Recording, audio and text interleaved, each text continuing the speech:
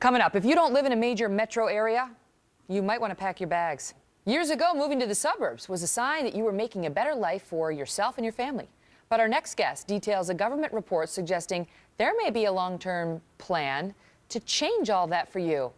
The effort to, quote, Manhattanize America. Next. Plus, well, if you live in the suburbs, don't get too comfy.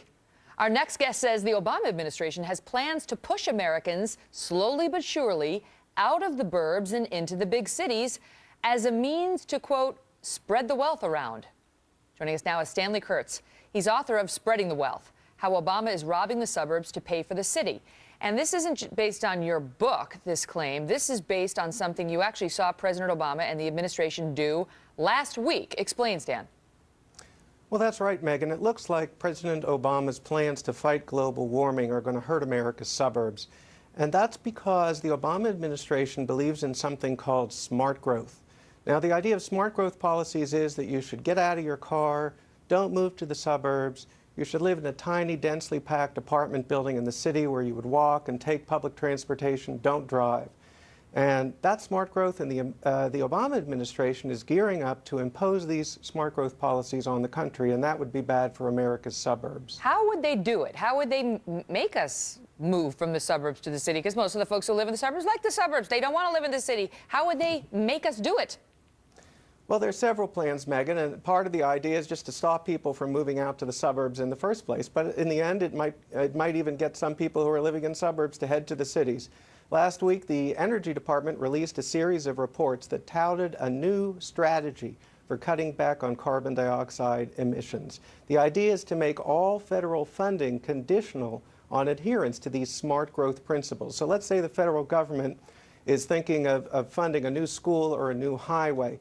Well, if this idea goes through, the government would say, let's look at the population density. If you've got a high population density, we'll give you the federal money. If you don't, you're not going to get the money. And that would start channeling new development away from the suburbs and into the cities. And if you think about it, it's actually a way of redistributing the wealth of the suburbs to the cities. This is an actual proposal that was put forward?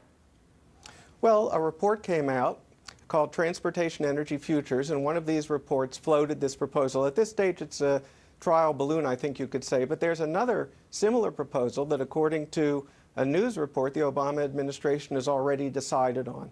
And that is that the Obama administration, for the first time, is going to tell every agency of the federal government to consider carbon dioxide emissions before they give environmental approval to big projects. And that could mean big delays, big challenges, maybe even the elimination of some, say, highway construction projects out into the suburbs. So if you want to have that traffic congestion relieved on your suburban commute, or maybe opening up a new area for suburban development with a highway, that could be delayed and possibly even blocked by these new regulations, and that again would tend to channel development away from the suburbs and back to the cities. Now, you talk in your piece, which was posted on National Review Online, about how, yes, of course, this focuses in part, this initiative that's been proposed focuses in part on greenhouse gas emissions and making the environment more green, and, you know, your carbon footprint when you live in a little 800 square foot apartment in Manhattan is much, much smaller than if you live in, you know, a 3,000 square foot home in the burbs. So that's clear. That could be one of the goals. But you also say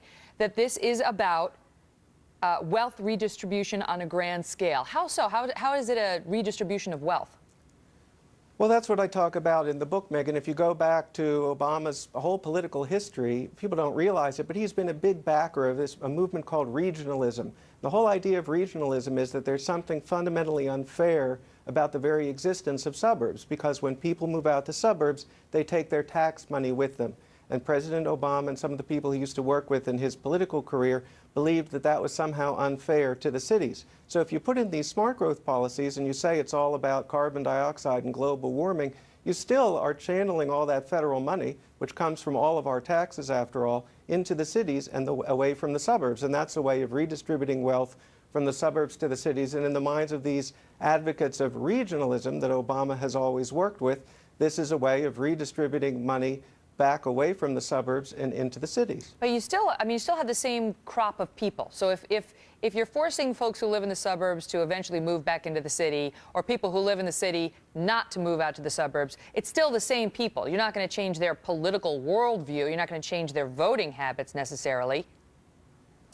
Well, some people think it might change voting habits. It's unclear whether that will really happen. But the point for these regionalists is that you're stopping tax money from being taken away from the cities and put into the suburbs. These regionalists think that there's something fundamentally unfair about that. So what they first want to do is get taxpayers back to the cities so that their money can go into the coffers of those city governments and not the suburban governments. And maybe the politics will take care of itself after that. You call it an effort to Manhattanize America. And a lot of our viewers won't like the thought of that, since there's a reason they've chosen not to live in Manhattan. And it's not just the, lockjam traffic at rush hour and the taxi cabs and the pollution and all that. Sorry, Mayor Bloomberg, but you know what I'm talking about. And they don't necessarily want Iowa to look like Manhattan. But in any event, Stanley, very interesting hearing your perspective. Thank you, sir. Thank you, Megan.